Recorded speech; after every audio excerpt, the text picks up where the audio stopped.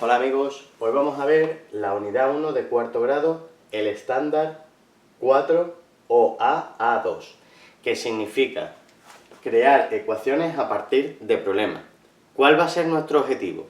El objetivo sería traducir problemas a ecuaciones, a un lenguaje matemático que exprese perfectamente el problema que se está pidiendo.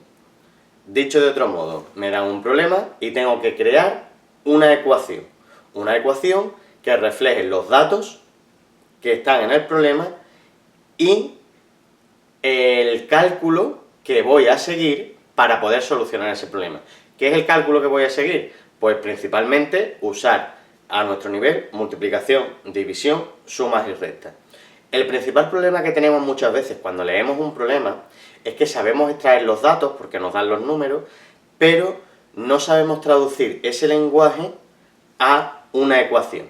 Bien, he puesto un par de ejemplos de problemas, pero no podemos crear un problema de cada tipo. Os he hecho un esquema donde podéis estudiar el vocabulario, las palabras que os van a indicar si es una multiplicación, una división, una suma o una resta. Vamos a ver los ejemplos. Primero vamos a empezar con la suma. Si el problema tiene la palabra más, suma, añadir o agregar, seguramente sea un problema de suma. El cálculo que voy a tener que hacer es una suma. Mi ecuación será una suma. ¿Qué tipo de ecuación? Seguramente lo voy a poner en un ejemplo genérico. 2 más 3 igual a 5. Por ejemplo, esa sería mi ecuación de suma. Una ecuación de suma cualquiera. Bien, vamos a ver las palabras que me van a indicar que el problema se resuelve con una resta. Principalmente las palabras son restar, quitar, repartir o dar. Evidentemente, si en el problema hay una palabra que es sinónima, es decir, que significa lo mismo que todas estas, sea un problema de resta. Lo más seguro es que sea un problema de resta. ¿Qué me pide? ¿Cuál es el objetivo del estándar? Que haga una ecuación que representara ese tipo de problema. Voy a hacer una resta cualquiera, por ejemplo, 5 menos 3 igual a 2. Esa sería una ecuación de resta cualquiera. ¿Ok?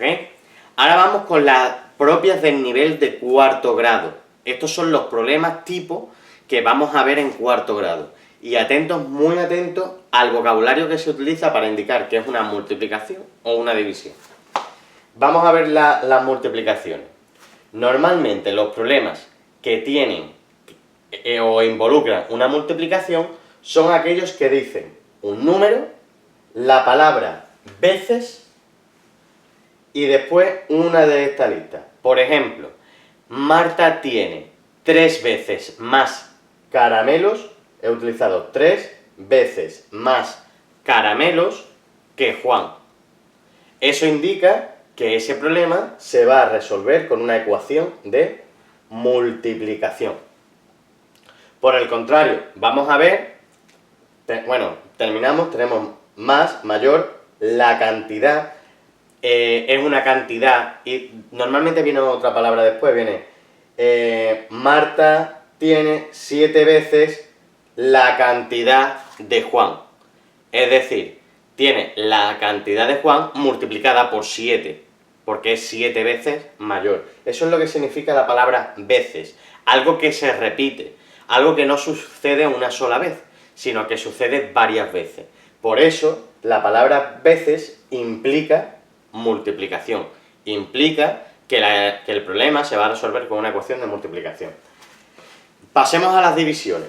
Las divisiones tienen una fórmula parecida a la de las multiplicaciones. Lo único que va a variar es la última palabra de esa frase en el problema. ¿Por qué?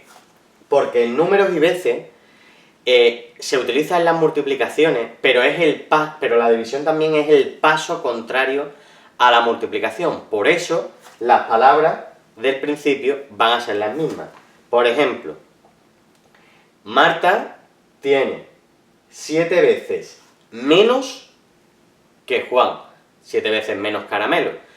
Como utilizamos un número, la palabra veces, y la tercera palabra es menos, menor o inferior, eso nos va a indicar que es el paso contrario a la multiplicación. Si os fijáis, aquí era más, ahí es menos.